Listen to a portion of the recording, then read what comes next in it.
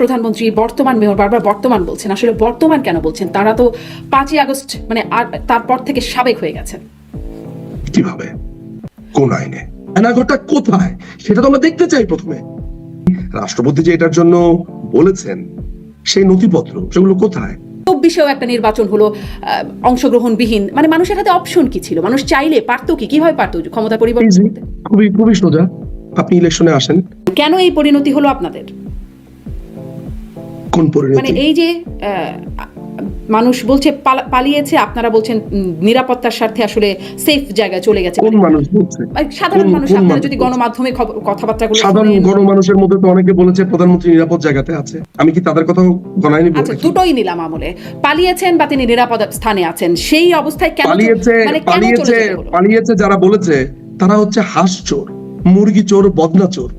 আপনি যদি বলেন যে আপনি প্রশ্ন আমাকে এভাবে করেন, বদনা চোররা বলেছে পালিয়ে গেছে, আবার অনেকে বলছে সাধারণ মানুষের মধ্যে পালায়নি, এখন আপনি কি বলবেন? এই প্রশ্ন করেন, আমি আমি দুটোকেই নিলাম, যে পালিয়েছেন, নিরাপদ স্থানে চলে গেছেন, দুরকম মন্তব্য যেহেতু আছে, কিন্তু তিনি চলে গেছেন, এটি হচ্ছে কথা। দেশ ছেড়ে তিনি চলে গেছেন, মানে এইরকম তিনি না, শুধু আওয়ামী লীগের যারাই পেরেছেন তারাই চলে গেছেন দেশ ছেড়ে। এই পরিণতি কেন হলো? দেখেন, এটাকে পরিণতি তো আমি বলবো না, আমি বলবো যে এক ধরনের মেইহেম তৈরি করেছে, সহিংসতা তৈরি করেছে, জঙ্গি হামলা হয়েছে, আর্মির মধ্যে এক ধরনের বিট্রিয়াল হয়েছে, সেনাবাহিনীর অনেক সদস্য বিট্রে করেছে, সেনাবাহিনীর অনেক সদস্য বিট্রে করেছে। এই মহান সেনাবাহিনীর থেকে হিজবুত তাহরির বের হয়েছে, হাঁস চোর বের হয়েছে। আপনার অনেক আর্মি অফিসারকে দেখেছি সেখান থেকে আপনার চুরি করেছে, ডাকাতি করেছে, ধানমন্ডিতে গিয়ে মেজর ক্যাপ্টেন তারা ডাকাতি করেছে। তা আর্মির মধ্যে চোর আছে, ডাকাত আছে, আর্মির মধ্যে হিজবুত তাহরির আছে, এই যে মেজর জিয়া যার সাক্ষাৎকার এখন প্রকাশ হচ্ছে, যে ব্লগারকে হত্যা করেছে। আর্মির মধ্যে এই মুফতি জসিমউদ্দিন রহমানিকে স্যালুট দেওয়ার মতো লোক আছে। ফলে এই যে আর্মির মধ্যে চোর অংশ, সন্ত্রাসী অংশ, যারা একটা মৃত লোককেও পেটাচ্ছে, এই অংশ বিট্রে করেছে। ফলে এই আর্মিকেও ঢেলে সাজাবার সুযোগ আছে, তারা করেছে। তাদের কারণে আর্মির মধ্যে আইন শৃঙ্খলা বাহিনী এই ধরনের বিট্রে করেছে। আয়নাঘর তৈরি করা বাহিনীকে কি আপনারা, মানে তাদেরকে কি আপনারা দেখেন নাকি দেখেন না? আয়নাঘর কোনটা? আয়নাঘর কোথায়? আয়নাঘর মানে আর্মির কথা, জয়েন্ট ইন্টারোগেশন সেল। হ্যাঁ, আপনারা যে জয়েন্ট ইন্টারোগেশন সেল, মানে আয়নাঘর বিষয়টি সম্পর্কে আপনারা অবগতই না? না, অবগত না কেন? আপনি জানবেন, আমি জানবো, সারাদিন ইন্টারনেটে আমি পড়ি, লেখি, আমি জানবো না কেন? কিন্তু জানা আর আপনার সাথে একমত হওয়া দুটো তো পার্থক্য। আপনি আয়নাঘর বললে আমাকে আয়নাঘর বলতে হবে তা তো না। আর্টিকেল 39 অনুযায়ী আমার চিন্তার স্বাধীনতা আছে, তাই আর্টিকেল 39 অনুযায়ী আমি চিন্তার স্বাধীনতা প্রয়োগ করছি আপনার সাথে, তাই না?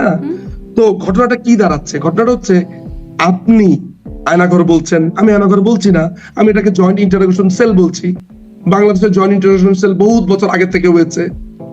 তো আর্মিকে এটার জন্য, সেনাবাহিনীর কাকে আপনার ওয়াকারকে আপনি ডাক দেন এটার জন্য, ওয়াকার সাহেবকে আপনি ডাক দিয়ে বলেন দেখি সেই সাহস আছে কিনা।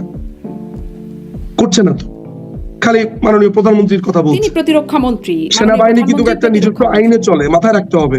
সেনাবাহিনী কিন্তু একটা নিজস্ব আইনে চলে, একটা নিজস্ব আইন আছে, রুলস আছে, রেগুলেশন আছে। জি, মানে প্রতিরক্ষা মন্ত্রণালয়ের মন্ত্রী মাননীয় প্রধানমন্ত্রী তৎকালীন।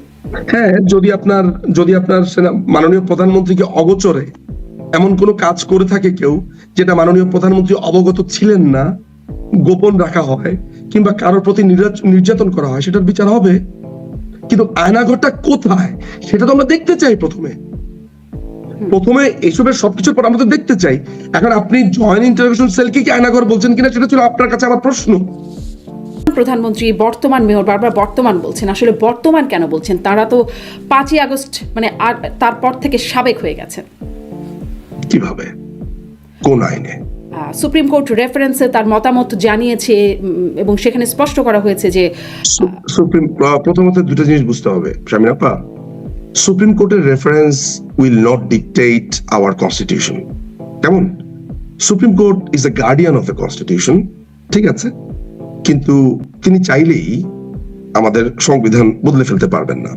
আপনি জানেন সাম্প্রতিক সময়ে যে একটা নথি রেফারেন্স কল করা হয়েছে, যে কে তাকে এটা চেয়েছে, কে আবেদন করেছে, সেই নথি দেওয়া হোক, সেটা কিন্তু সুপ্রিম কোর্ট দিতে পারেনি।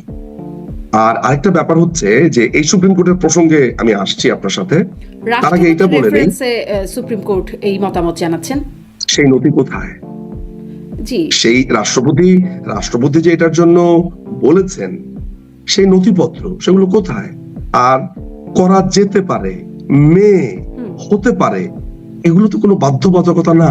হ্যাঁ, করা যেতে আপনাকে পারে, ওয়ার্ডিং গুলো করেছেন। খেয়াল মানে রাখতে হবে। করা যেহেতু যেতে পারে, আবার আরেকটা কথা আমি নিষিদ্ধ আপনাকে তো না, বলে যেহেতু রাখি, করা যেতে যদিও পারে মানে পারমিটেড, মানে যেটি করা হয়েছে করা যেতে পারে। আমি যদি আপনার এই যুক্তিও ধরি, আমি যদি আপনার এই সুপ্রিম কোর্টের রেফারেন্সও ধরি, আপনি হয়তো বা জেনে থাকবেন যে আমাদের সংবিধানের 57 অনুচ্ছেদ বলে পরবর্তী প্রধানমন্ত্রী হওয়ার আগ পর্যন্ত বর্তমান প্রধানমন্ত্রী থাকবেন। আইনটাই এমন যদি ধরা যায়, আপনার সাথে আমি তাল মিলিয়ে যদি এটা বলি যে সুপ্রিম কোর্টের রেফারেন্স আমি মেনে নিচ্ছি, তাহলেও এখন তিনি প্রধানমন্ত্রী, পরবর্তী প্রধানমন্ত্রী নির্বাচিত হওয়ার আগ পর্যন্ত ইন্টারিম গভর্নমেন্ট বলে কিছুই না, এটা অবৈধ। আমি আর আপনি আমাদের দুজনের যদি সৌভাগ্য হয়, আমরা দুজন এটা দেখে যাব যে এই ইন্টারিম গভর্নমেন্টকে কিভাবে অবৈধ ঘোষণা করা হয়েছে, ভবিষ্যতে কিভাবে তারা আমাদের এই পুরো রাজনীতিতে একটা ভয়ঙ্কর বিস্ফোরা তৈরি করেছে, যেটা ইনডেমনিটি অধ্যাদেশের আগে। যে আপনি জানেন যে আমাদের পঞ্চম সংশোধনী বাতিল করা হয়েছিল, মোশতাক, আপনার জিয়াউর রহমান এবং সায়েম, তাদের পুরো শাসনামলকে অবৈধ ঘোষণা করা হয়েছে মূল সিনেমা হলের একটা মামলার প্রেক্ষিতে বহু বছর পর। ফলে এটা একটা মানে এখানে তর্কের কোনো জায়গাই নাই যে এটা একটা অবৈধ। আপনার মানে আইনজীবী হিসেবে হয়তো আইনের মারপ্যাঁচ এই বিষয়ে হয়তো ভবিষ্যতে কখনো কোনোভাবে আইনের মারপ্যাঁচে কি প্রমাণ হবে সেটি আমরা এখনই বলতে পারছি না, কিন্তু যদি ডিফ্যাক্টো আমরা কাউন্ট করি যে ডিফ্যাক্টো হেড তো এখন ডক্টর মোহাম্মদ ইউনূস এবং ডিফ্যাক্টো উপদেষ্টা পরিষদরা, তারা এখন রাষ্ট্র ডিফ্যাক্টো বলতে আমাকে আরেকটু এক্সপ্লেইন যদি করেন, ডিফ্যাক্টো বলতে আপনি কি বোঝাচ্ছেন এখানে? তারাই তো রাষ্ট্র পরিচালনা করছেন নাকি? প্রধানমন্ত্রী, সাবেক যিনি প্রধানমন্ত্রী তিনি তো ভারতে আপনি এই আছেন। কথাটা বলতে পারেন শারমিন আপা, আপনি বলতে পারেন, আমি অ্যাপ্রিশিয়েট করব যদি আপনি বলেন যে জোর করে করছে, এটাই তো সত্য, জোর করে ডিফ্যাক্টো জোর করে করছে, আমি আপনার সাথে একমত হব। কিন্তু এটা দেখেন, আমি আওয়ামী লীগ সমর্থন করি বা অন্য কেউ বিএনপি সমর্থন করে, কেউ জামাত সমর্থন করে, আসলে এখানে এই জায়গাটা তর্কের না, আইনে। আমি আর আপনি দুজনই যদি আইনের বইটা হাতে নেই, I am quite sure we both are capable enough to understand the simple article of the constitution. There is no provision called interim government. অন্তর্বর্তীকালীন সরকার যদি ফিরেও আসে ত্রয়োদশ সংশোধনী আপনার পুনর্বহালের মাধ্যমে, তারপরেও ইন্টারিম গভর্নমেন্ট বলে কিছু নেই। অন্তর্বর্তীকালীন সরকারটা আলাদা জিনিস, ইন্টারিম গভর্নমেন্ট আলাদা জিনিস। কোনো উপায় ছিল কিনা, মানে বিএনপি তারাও একটা বড় রাজনৈতিক দল বা অন্যান্য দলগুলো যারা আছে, তারা কোনোভাবে রাষ্ট্র ক্ষমতায় যাবার বা জনগণের যদি অন্য কাউকে রাষ্ট্র ক্ষমতায় বসাতে চায়, সেরকম কোন উপায় কি খোলা ছিল? মানে জনগণ যদি রাষ্ট্র ক্ষমতাকে অন্য কাউকে বসাতে চায়, ধরা যাক যে মানে এই জিনিসটাই হচ্ছে আপনার সাথে আমার মতের অমিলটা হচ্ছে, আপনি ধরে নিয়েছেন যে জনগণ অন্য কাউকে রাষ্ট্র ক্ষমতায় বসাতে চায়। না না, সেটা ধরে নেই নাই, যদি চায়, আমি বলছি যে যদি চায় বা যদি জনগণ চাইতো 14, 18, 24, 14তে তো কোনো অপশনই ছিল না, 18তে কি হলো সেটি নিয়ে অনেক আলোচনা আছে, দেশীয় আন্তর্জাতিক সবগুলো মাধ্যম থেকে সমালোচনা এসেছে, মানবাধিকার সংস্থাগুলো কথা বলেছে, দেশের জনগণের মধ্যে অনেক বিষয় আছে, এমনকি গণমাধ্যমে ওই বিষয়গুলো অনেকটাই এসেছে। 24এও একটা নির্বাচন হলো অংশগ্রহণবিহীন, মানে মানুষের হাতে অপশন কি ছিল? মানুষ চাইলে পারতো কিভাবে পারতো ক্ষমতার পরিবর্তন করতে? খুবই সোজা, আপনি ইলেকশনে আসেন, বিএনপি ইলেকশনে করবে, যে পদ্ধতিটা আছে অর্থাৎ যে সরকার আছে তারা নির্বাচনকালীন একটা আপনার রোডম্যাপ দিয়েছে যে ওনারা করবেন, এবং এটা নিয়ে কিন্তু প্রধানমন্ত্রী, আমি আপনাকে একটা কথা গ্যারান্টি দিয়ে বলতে পারি শারমিন আপা, যদি জাতীয়তাবাদী দল ইলেকশনে আসতো এবং তারা অফার করতেন যে আমরা ইলেকশনে আসব, একটা জাতীয় সরকার গঠন করা হোক, মাননীয় প্রধানমন্ত্রী এবং সবাই মিলে একটা সমাধান ছিল। আমি আপনাকে খুবই দায়িত্ব নিয়ে কথাটা বলছি, খুবই দায়িত্ব নিয়ে আলোচনা করলেন তো 18 সালে। 18তে আপনি যদি জাম করতে চান তাহলে আমার এই কথা শেষ করতে পারবো না, আপনি একটু মনে রাখবেন যাতে আমি এসকেপ না করতে পারি, আমি 18তে আসবো। 2024 সালে এটার সমাধান ছিল যে আসতো, আসার পরে আপনারা দেখতেন ইলেকশনটা কেমন হয়, নির্বাচন কমিশন ছিল, এরপর আপনারা দেখতেন। 2018 সালের ইলেকশন হয়েছে, অনেকে বলছে রাতে ইলেকশন হয়েছে। আপনি দেখেছেন রাতে ইলেকশন হয়েছে? আপনাদের তো একজন সাংবাদিক বলেছেন নবনীতা চৌধুরী, আমার মনে আছে, তিনি কোথাও দেখেননি, আমিও দেখিনি। আমি আমি সে সময় ঢাকাতে ছিলাম, অ্যাটলিস্ট আমার এলাকাতে আমি 8টা কেন্দ্রে গেছি, কখনো হয়তো দেখিনি রাতে তো হয়েছে বলেই স্বতঃস্ফূর্তভাবে মানুষ ভোট দিয়েছে। জি, মানে হয়তো রাতে হয়ে গেছে বলেই দেখেননি। তাহলে তো আপনার এরকম ইলেকশন হলে যে কেউ বলতে পারে যেটা রাতে হয়ে গেছে, দুপুরে হয়ে গেছে। দাবি তো সবাই করতে পারে, যে কেউ, যেমন ট্রাম্পের ইলেকশনে গতবার 2020-এ দাবি করেছিল সুষ্ঠু হয়নি, সুষ্ঠু অসুষ্ঠু যে কেউ দাবি করতে পারে আপা, কিন্তু দাবি করলেই তো সেটা সত্যি হয়ে যায় না। মানে সুতরাং সুযোগ ছিল, আপনি ইলেকশনে আসেন, আসার পরে আপনি জিতলে মানুষ আপনাকে ভোট দেবে, শেষ, সিম্পল। এই যে আপনি বলছেন উপায়ের কথা, এটি তো উপায়। এই যে 18 কথা মনে করতে বলছিলেন, 18-তে যা দেখলাম, যে 18-তে যা হয়েছে, বিএনপি তো এসেছিল তখন, মানে সেই নির্বাচনে কি হলো, 7টি মাত্র আসন পেল, এটা কি মানুষের কাছে বিশ্বাসযোগ্য হয়? কেন? এর আগে তো আওয়ামী লীগ মাত্র 30টা আসন পেয়েছে, এটা বিশ্বাসযোগ্য ছিল? 41% ভোট পাওয়ার পরে আওয়ামী লীগ 30টা আসন পায়, এটা বিশ্বাসযোগ্য ছিল? 30টা আসন আর 2001 সালে আওয়ামী লীগ 41% ভোট পেয়েছে, বিএনপি ভোট পেয়েছে 42। আমি আমার ডাটাতে এদিক সেদিক ভুল হতে পারে, কিন্তু মানে খুবই কাছাকাছি, ইজ এ ফ্র্যাকশন। আপনার কি মনে হয় যে 1,23,00,000 ভোটার ছিল, এটা আপনার কাছে সত্যি মনে হয় যে এটা সত্যি হয়েছে, ঠিক ইলেকশন হয়েছে? না, আমাদের দেশের সবগুলো নির্বাচন নিয়ে অভিযোগ আছে, স্থূল কারচুপি, সূক্ষ্ম কারচুপি, কারচুপিবিহীন কোনো নির্বাচন আমাদের দেশে হয় নাই। অতএব কোনো সেই কারচুপির শিকার হয়েছে আওয়ামী লীগ, কখনো বিএনপি। কিন্তু 18-তে যেটা হলো, মাত্র 7টা আসন পেল বিএনপি। এটি কি করে, মানে এটি আসলে কি করে হয়? এবং তখন যেটি নির্বাচন মাত্র 30টা আসন পেল বিএনপি, এটা কি করে হয়? মাত্র 30টা আসন পেয়েছে আওয়ামী লীগ, 30টা আসন, এটা হ্যাঁ আওয়ামী লীগ, এটা কি করে হয়? হ্যাঁ, সেটি বলতেই পারেন কি করে হয়, সেখানে কারচুপির বিষয় ছিল, আপনিও বলতেই পারেন। হ্যাঁ, মানে সেটি হতেই পারে, কারচুপি ছিল। এই কারচুপি যেটি আসলে মাত্র 7টা আসন পেয়েছে বিএনপির মতো একটা দল, এবং সে তখন আসলে অনেক কিছুই আপনি বলছেন প্রমাণ, অনেক কিছুই অনেকে বলতে পারে প্রমাণ কোথায়। কিছু বিষয় তো অন্তত, সব কিছু যদি নাও আসে, কিছু বিষয় তো প্রমাণ হলোই। নির্বাচন কমিশনের ওয়েবসাইটে যেই প্রকাশিত ফলাফল, সেখানে কয়েকটি ক্ষেত্রে তো একদম চাক্ষুষ দেখা যাচ্ছে, 197টি কেন্দ্রে শতভাগ ভোট পড়েছে, হাজারো কেন্দ্রে 95 থেকে 99% ভোট পড়েছে, বহু কেন্দ্রে বিএনপির প্রার্থী একটাও ভোট পায় নাই, এরকম ঘটনা একদম নির্বাচন কমিশন বলছে। এবং নির্বাচন কমিশনার তখন বলেছেন যে এটি অস্বাভাবিক ঘটনা, কোনো ব্যবস্থা তো কেউ নেয় নাই। বাংলাদেশের বিভিন্ন ইলেকশনে আপনি যে কথাটা বলছেন এটা আমিও শুনেছি।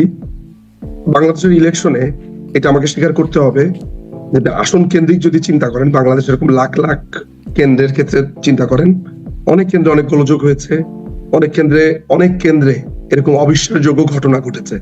আমি একদম আপনার সাথে পুরোপুরি একমত। কিন্তু আপনি বিচ্ছিন্ন কিছু কেন্দ্রের ঘটনা দিয়ে পুরো ইলেকশনকে বিবেচনা করবেন, এটা আমার কাছে মনে হয় একটু ডিসপ্রপোর্শনেট আমার কাছে মনে হচ্ছে। কনসিডারিং আই এম কনফেসিং দিস হয়েছে, শুনেছি, যদিও আমি দেখিনি, আমি যেভাবে প্রমাণটা চাই, বাট আমি অনেক সময় তর্কের কাছে ধরে নিচ্ছি।